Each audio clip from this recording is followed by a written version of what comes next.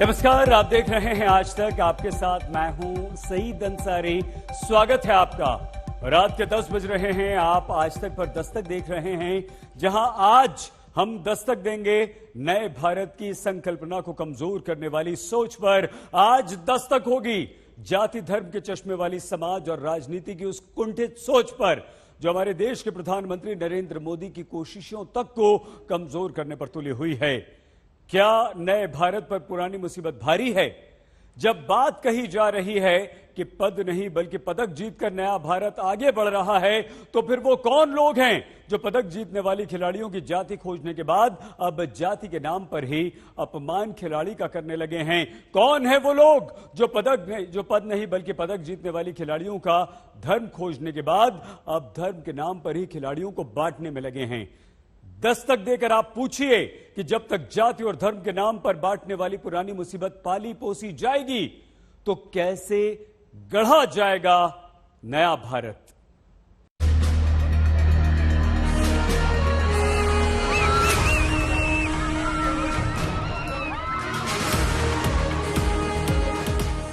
इकतालीस साल बाद ओलंपिक में हॉकी के मैदान पर जब 4 दशक के मेडल से दूर रहने वाले सूखे को खत्म करके भारतीय टीम कांस्य पदक जीतती है, तो प्रधानमंत्री ट्वीट करके कहते हैं, प्रफुल्लित भारत, प्रेरित भारत, गर्वित भारत। टोक्यो में हॉकी टीम की शानदार जीत पूरे देश के लिए गर्व का क्षण है। ये नया भारत है, आत्मविश्वास से भरा भारत है। लेकिन नया भारत की सोच को जाति के नाम पर कुछ लोग तोड़ते हैं।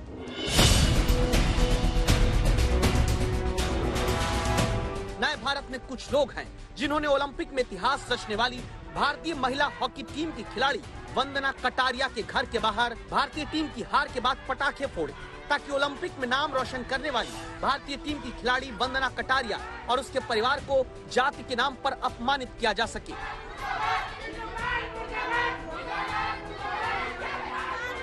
एक तरफ ओलंपिक में भारतीय खिलाड़ी जाति धर्म से ऊपर मेडल जीतकर नाम रोशन करते हैं, तो प्रधानमंत्री नए भारत की संकल्पना रखते हैं। नया भारत पद नहीं, पदक जीत करके दुनिया में छा रहा है।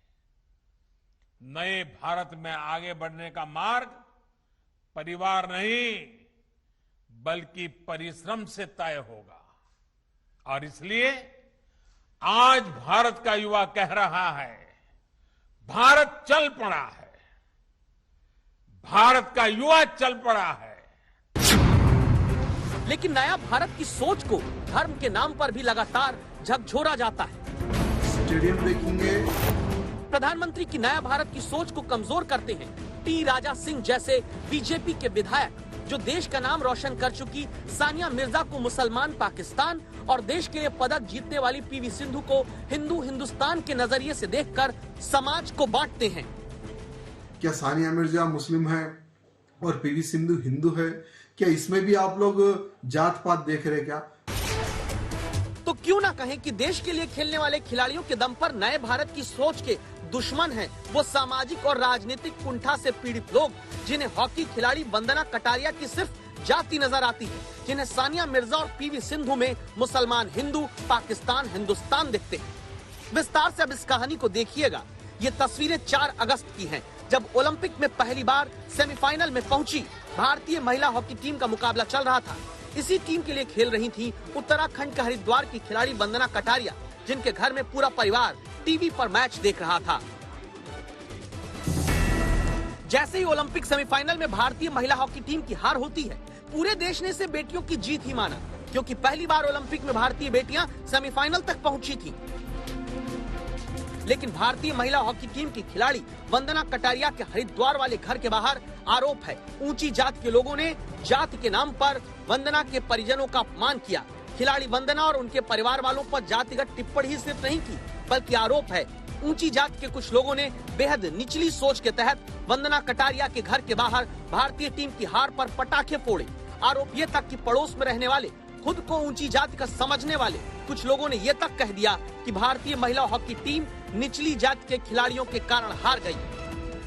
विमेन हॉकी टीम हारने के बाद जो है इनका भाई द्वारा सूचना दी गई है कि इनका घर का बाहर जो आतिशबाजी चलाई गई है और जाति सूचक शब्दों का प्रयोग किया जाए करके, तो उस आधार पर जो है हमने 3 लोगों का विरुद्ध जो है सेक्शन 504 आईपीसी एवं सेक्शन 3 SC/ST एक्ट में मुकदमा कायम किया है और उसमें एक व्यक्ति को हमने गिरफ्तार भी कर लिया गया है।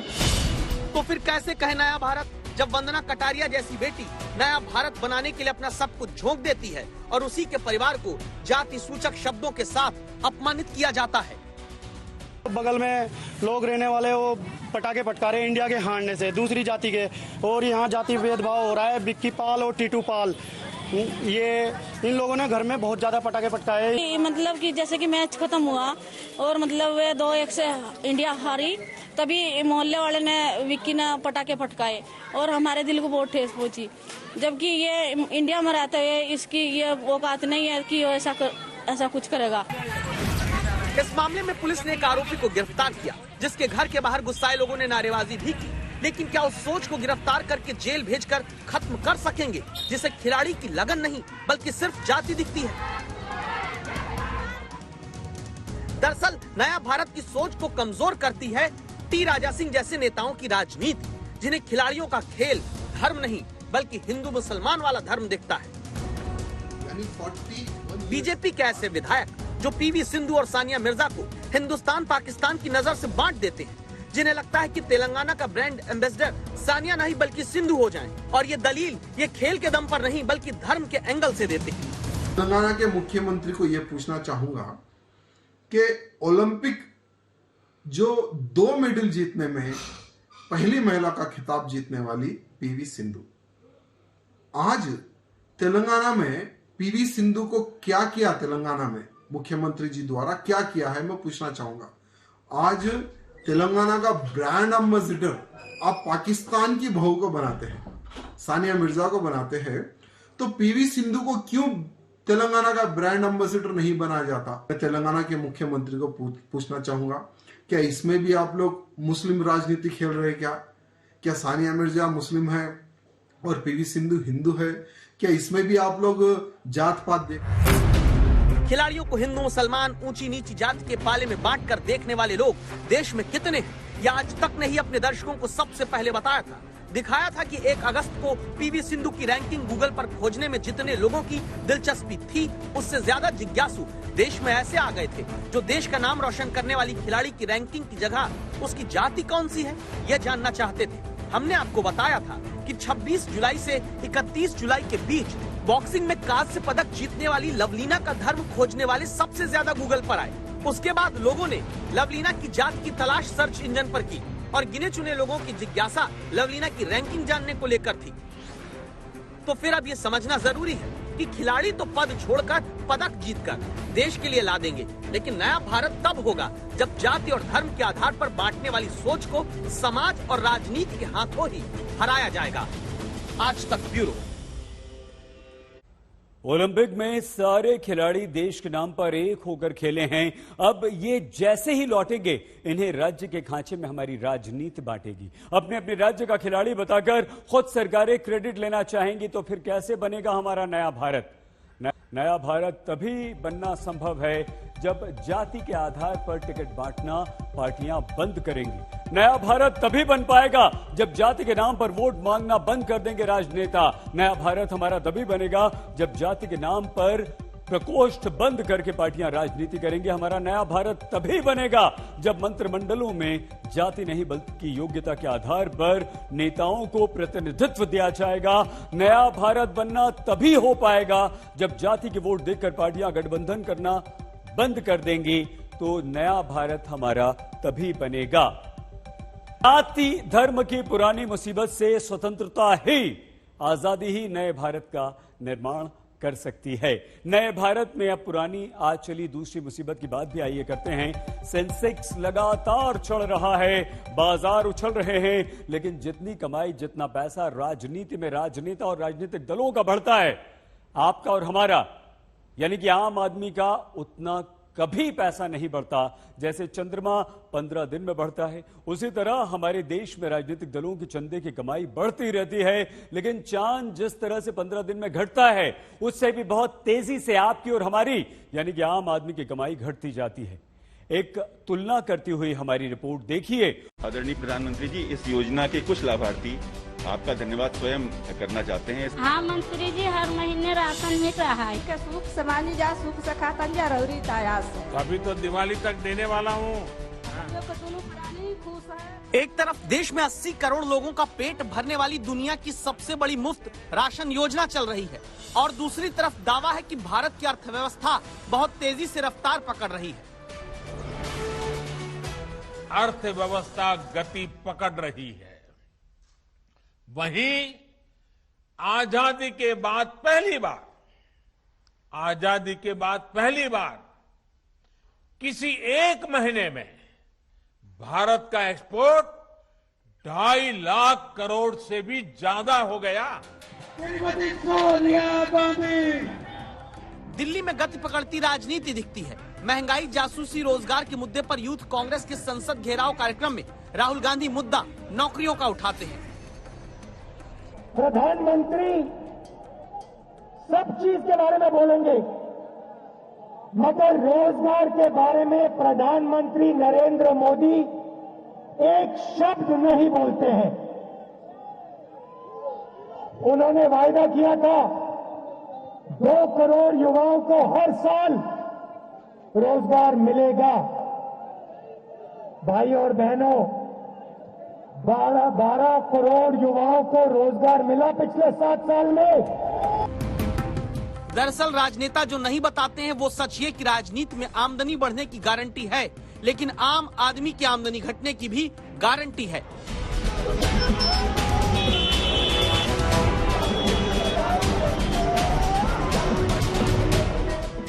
भारत में हर दल के नेता भले आपसे कहें कि वो जनता की सेवा के लिए आए हैं, लेकिन एक तरफ जब देश का आर्थिक सर्वे ही बता चुका है कि 2019-20 में हर व्यक्ति की सालाना कमाई जो 1,34,000 रुपए थी, वो 2020-21 में घटकर 1,26,000 रुपए हो चुकी है।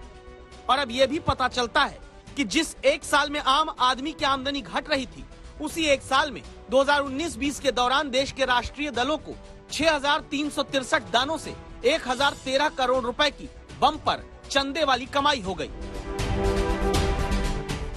मतलब आम आदमी जब तेल और दाल की महंगाई में उलझकर अपनी घटी हुई कमाई का हिसाब भी नहीं लगा पा रहा, तब देश में बीजेपी, कांग्रेस, एनसीपी, टीएमसी जैसे दलों का चंदा जोर गरम बना हुआ है।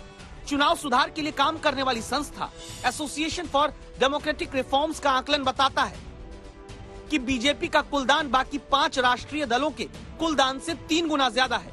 बीजेपी को जहां 2019-20 में 787 करोड़ रुपए का चंदा मिला, वहां कांग्रेस को भी 139 करोड़ रुपए का दान मिला। पार्टियां तो दान में सैकड़ों करोड़ रुपए पा रही हैं, लेकिन आम आदमी की हालत ये कि उसे कर्ज लेकर घर चलाना पड़ रहा है, क्योंकि एक तरफ देश में राष्ट्रीय दलों को मिलने वाले चंदे में भी 62 करोड़ रुपए का इजाफा आ चुका है। तब कड़वा सच ये भी सुन लीजिए कि क्रेडिट इंफॉर्मेशन कंपनी यानी CIC की रिपोर्ट के मुताबिक देश की कुल 40 करोड़ कामकाजी आबादी में से आधी आबादी कर्जदार है। कर्जदार आदमी का खाना महंगा हो रहा है, गाड़ी में तेल भराना मुश्किल है। और आपको जानकर आश्चर्य होगा कि चुनाव आयोग में जमा पार्टियों के चंदे को देखने के बाद ADR की रिपोर्ट कहती है कि बीजेपी को 4,80,000 रुपए का एक चंदा तो अमरावती म्यूनिसिपल कॉर्पोरेशन से भी मिल गया। अब बीजेपी इसमें सफाई ये देती है कि पार्षदों ने अपनी तरफ से पैसा इकट्ठा करके बीजेपी के खाते में चंदे के रूप में जमा कराया, न कि म्यूनिसिपल कॉर्पोरेशन ने दिया। किसी भी दल के चंदे में कमी नहीं आ रही, वहाँ करोड़ों अरबों बरस रहे हैं, बस आम आदमी की कमाई ही घटी है। तो फिर क्यों ना कहें कि राजनीति ही वो पेशा है जहाँ कमाई की गारंटी है, बाकी आमदनी अठन्नी, खर्चा रुपया है। आज तक ब्यूरो। अब आपको और हमें अपनी कमाई में पाई का हिसाब देना पड़ता है। इनकम टैक्स भरते हुए आपको और हमें ये बताना पड़ता है कि हमने कितना पैसा बचाया, कितना पैसा कहां से कमाया, कौन सा पैसा हमारे पास कहां से आया। लेकिन क्या हमारे देश की राजनीतिक पार्टियां ये सब बताती हैं, यही सच बताती हैं? एसोसिएशन फॉर डेमोक्रेटिक रिफॉर्म्स की एक रिपोर्ट के अनुसार हमारे देश के 8 राष्ट्रीय दलों में से 5 यानी कि बीजेपी, कांग्रेस, CPI, NCP और CPM ने अपने चंदे का हिसाब देने के दौरान 1,697 दानदाताओं के पैन कार्ड का विवरण बिल्कुल नहीं दिया है। मतलब यह हुआ कि हमारे देश के 5 राष्ट्रीय राजनीतिक दलों ने 30 करोड़ रुपए का ऐसा चंदा लिया है जिसमें चंदा देने वाले का आता पता नहीं है, चंदा देने वाले का पैन कार्ड नंबर नहीं है। यह नहीं बताया गया कि सबसे ज्यादा बीजेपी ने 1582 दान देने वाले लोगों के पैन कार्ड डिटेल्स चुनाव आयोग को नहीं बताए हैं। कांग्रेस ने भी 29 लोगों के पैन कार्ड डिटेल्स बताए बिना चंदा ले लिया। एक जानकारी से यह बात भी पता चली है कि बीजेपी, कांग्रेस, सीपीएम ने 14 करोड़ रुपए का चंदा गलत या अधूरे पैन कार्ड डिटेल्स से लिया है, यानी कि दान देने वालों से यह चंदा लिया है और इन्होंने ये बात बताई नहीं है। अब यहां पर हैरानी वाली बात तो यह है कि लगभग सभी राजनीतिक दल चंदा लेने के खेल में एक हो जाते हैं और इन पर कभी कोई कार्रवाई किसी तरह की नहीं होती है। तो ये तो बात हुई चंदे की, आपकी और हमारी कमाई के इनकम टैक्स की। अब एक और मुसीबत का हल कि कैसे नया भारत खोज रहा है, उस मुसीबत का हल, इसकी जरूरी खबर अब हम आपको दे देते हैं। हमारे देश की सदियों की सांस्कृतिक विरासत जो विदेश चले गई, उन्हें वापस भारत लाने की कोशिशों पर एक जानकारी आज हमें मिली है। ऐसा पता चला है कि मोदी सरकार के कार्यकाल के 7 साल में 75% ऐतिहासिक सांस्कृतिक पहचान को वापस हमारे देश यानी कि भारत लाया जाएगा।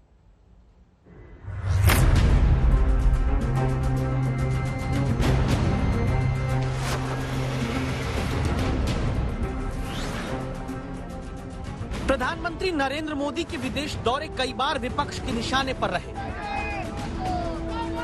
जब विरोधियों ने प्रधानमंत्री की विदेश यात्राओं को लेकर कटाक्ष किए, लेकिन क्या अपने इन्हीं विदेश दौरों में प्रधानमंत्री ने एक ऐसी नीति को बढ़ावा दिया जिससे भारत को अपनी खोई हुई, चोरी की गई सांस्कृतिक विरासतों को वापस पाने का मौका मिला?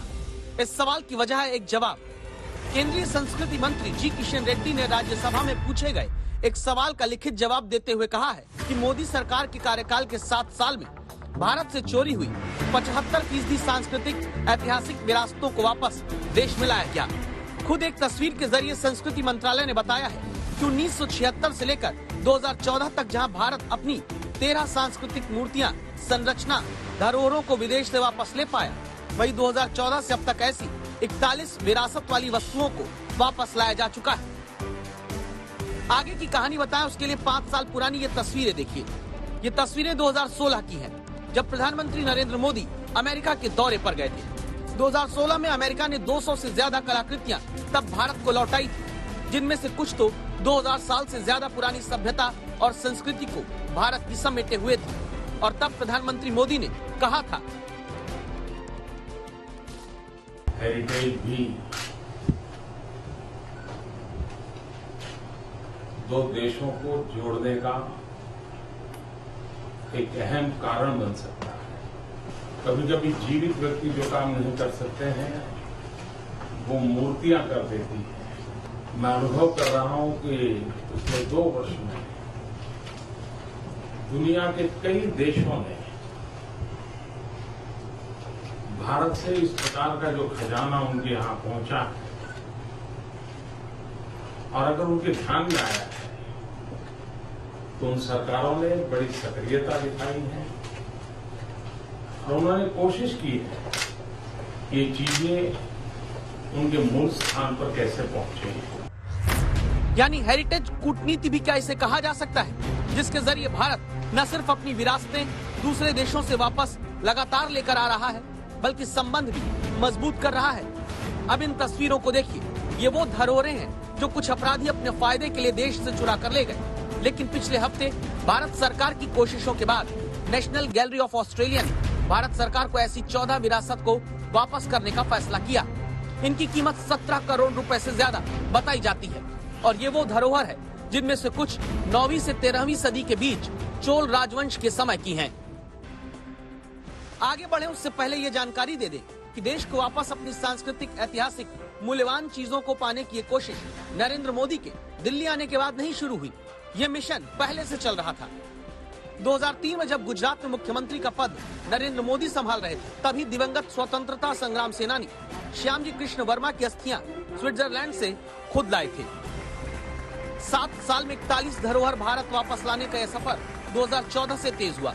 जब पीएम बनने के बाद ऑस्ट्रेलिया के दौरे पर नरेंद्र मोदी गए तो तत्कालीन ऑस्ट्रेलियाई प्रधानमंत्री टोनी अवार्ड ने भारत को 11वीं सदी के नटराज और 10वीं सदी के अर्धनारीश्वर की मूर्ति वापस दी थी। आशीष पांडे, दिल्ली आज तक। मध्य प्रदेश में लगातार बारिश हो रही है, जिससे वहां के कई जिलों में बाढ़ से स्थिति बहुत ज्यादा खराब हो गई है। मौसम विभाग का ताजा अलर्ट ये कहता है कि मध्य प्रदेश में स्थिति हाल फिलहाल बिल्कुल नहीं सुधरेगी। ये ताजा खबर इस वक्त जो आ रही है वो ये कि मौसम विभाग ने मध्य प्रदेश के 23 जिलों में भारी बारिश का अलर्ट जारी कर दिया है और इनमें भी 6 जिलों में मूसलाधार बारिश की चेतावनी मौसम विभाग की तरफ से जारी की गई है। 6 जिले मध्य प्रदेश में ऐसे हैं, 23 जिलों में भारी बारिश और 6 जिलों में जबरदस्त बारिश का अलर्ट किया गया है। तो मध्य प्रदेश में भारी बारिश के कारण अलग अलग जिलों में बने बांध के गेट्स को खोलना पड़ रहा है। इस कारण नदियां उफान पर हैं और दरिया में, समुद्र में बदल रही हैं। कई गांवों में बाढ़ की विभीषिका लोग झेल रहे हैं।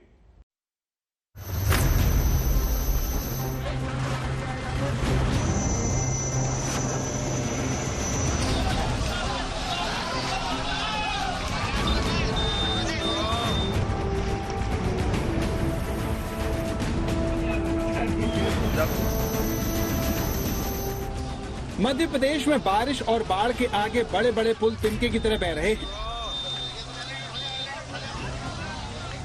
मध्य प्रदेश के दतिया में सिंध नदी विकराल रूप में है, जिसका सामना करने की हिम्मत फिलहाल किसी में नहीं दिखती। ये देखिए दतिया में कैसे चंद ही सेकंड में इतना बड़ा पुल पानी में बह गया।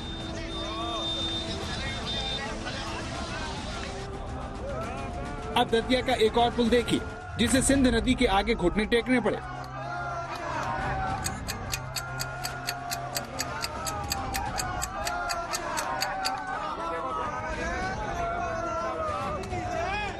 ग्वालियर चंबल अंचल में पिछले 2 दिनों में 6 बड़े पुल और 2 दर्जन से ज्यादा पुलिया बह गईं। सबसे ज्यादा 3 पुल दतिया जिले के सेवड़ा में बहे।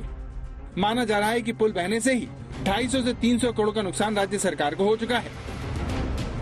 मध्य प्रदेश में सिंध नदी खतरनाक हो चली है, जो अपने रास्ते में आने वाले हर चीज को बहाने पर आमादा है। ये ग्वालियर को दतिया और झांसी से जोड़ने वाला पुल है, जिसमें दरार आ गई। पुल के खतरनाक होने के बाद यहाँ पर ट्रैफिक रोकना पड़ा। ये सब सिंध नदी में बढ़ते जलस्तर की वजह से हो रहा है। मध्य प्रदेश के ग्वालियर चंबल अंचल के शिवपुरी, श्योपुर, दतिया, भिंड, मुरैना और ग्वालियर बाढ़ से बेहाल है। सबसे ज्यादा शिवपुरी प्रभावित हुआ है, जिसके 90 गांव पानी में डूब चुके हैं। शिवपुरी आपको ले चलें, उससे पहले हम आपको दतिया की तस्वीर दिखाना चाहते हैं, जिसमें राज्य के गृह मंत्री का वायुसेना ने रेस्क्यू ऑपरेशन किया। मध्य प्रदेश के गृह मंत्री नरोत्तम मिश्रा बुधवार को दतिया के बाढ़ प्रभावित इलाकों में रेस्क्यू का जायजा लेने के लिए पहुंचे, लेकिन खुद ही फंस गए। नरोत्तम मिश्रा दतिया में एनडीआरएफ की मोटर बोट में लाइफ जैकेट पहनकर बाढ़ प्रभावित कोटरा गांव पहुंचे थे। यहां उन्हें एक घर में कुछ लोगों के फंसे होने की सूचना मिली तो खुद ही रेस्क्यू के लिए रवाना हो गए। एसडीआरएफ की टीम ने यहां सभी को निकाल लिया, लेकिन गृह मंत्री फंस गए। बाद में उन्हें निकालने के लिए वायुसेना से मदद मांगनी पड़ी। हेलीकॉप्टर के माध्यम से, सेना के माध्यम से, आरडीएफ की टीमें भी सभी जगह लगी हैं, सेना लगी है। अभी ये सामने जो गांव है कोटरा, इसमें 5-7 लोग फंसे हैं, ऐसा बताया। मैं वहां जा रहा हूँ।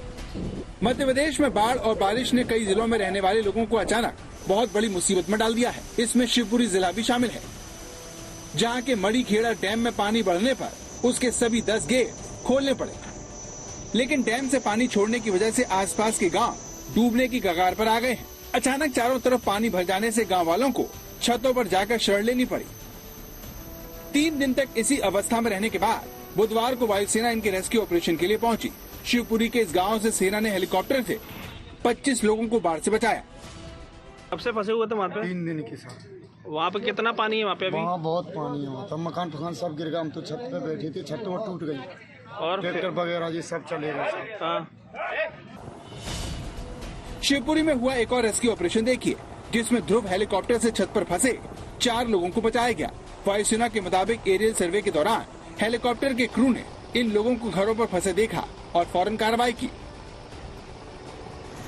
शिवपुरी में एयरफोर्स लगातार राहत और बचाव के काम में लगी है। एमपी में आई बाढ़ में इसी जिले के सबसे ज्यादा 90 गांव बाढ़ से घिरे हुए हैं।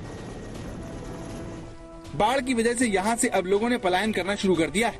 क्योंकि खेतों में फसल डूबने के बाद लोगों के सामने रोजी रोटी का संकट पैदा हो गया है। शिवपुरी के बहगावा गांव में इस वक्त हम मौजूद हैं और ये वो गांव है जो सबसे ज्यादा प्रभावित गांवों में से एक है। लवकुश इस मकान के मालिक हैं, लेकिन इस घर में तबाही का मंजर है पूरी तरीके से। पानी जैसे ही उतरा है, इसने आप देखिए किस तरीके से तहस नहस कर दिया पूरी गृहस्थी को। इस जगह पर बताया जा रहा है कि कम से कम 15 से 20 फीट ऊपर पानी बह रहा था। सिंध नदी का पानी इस घर से ही बहते हुए आगे की तरफ गया है और पूरे घर को एक तरीके से तहस नहस कर दिया है। छत इस घर की जा चुकी है, घरों के अंदर अभी भी पानी भरा हुआ है। कमरों के भीतर अगर आप देखें तस्वीरें तो बारिश का पानी उतर गया है, लेकिन उसके साथ जो कीचड़, जो मलबा पूरा आया था वो अब इन कमरों के भीतर है। ये पूरे कमरे अब आप देखें तो पानी में डूबे हुए हैं। सर इतने ऊपर तक था। तो कैसे बचे आप लोग? हम भाग गए बाहर सामान छोड़कर। मरे जा रहे हैं, मरे ना आएंगे हमको और क्या करें। खाने नहीं मिलेगा, कुछ नहीं मिलेगा तो क्या करें, मरना ही पड़ेगा सर। ग्वालियर चंबल अंचल में बाढ़ का केंद्र बन चुके शिवपुरी में जंगली जानवर भी पानी में तैरकर शहरों के मार्केट में पहुंच रहे हैं। शिवपुरी में देखिए किस तरह से सड़क पर मगरमच्छ घूम रहा है। शिवपुरी में आए दिन मगरमच्छ। और मध्य प्रदेश के बाद आइए अब आपको राजस्थान लिए चलते हैं, जहां कोटा, झालावाड़, बूंदी और 12 जिलों में भारी बारिश के कारण बाढ़ जैसी स्थिति बन गई। 12 में 50 से ज्यादा गांव पूरी तरह से अन्य हिस्सों से कट गए हैं। फिर भी वहां के लोगों का दावा यह है कि वो राहत सामग्री के लिए तरस रहे हैं। जब मंत्री गांव में आए तभी उन्हें राहत का सामान दिया गया।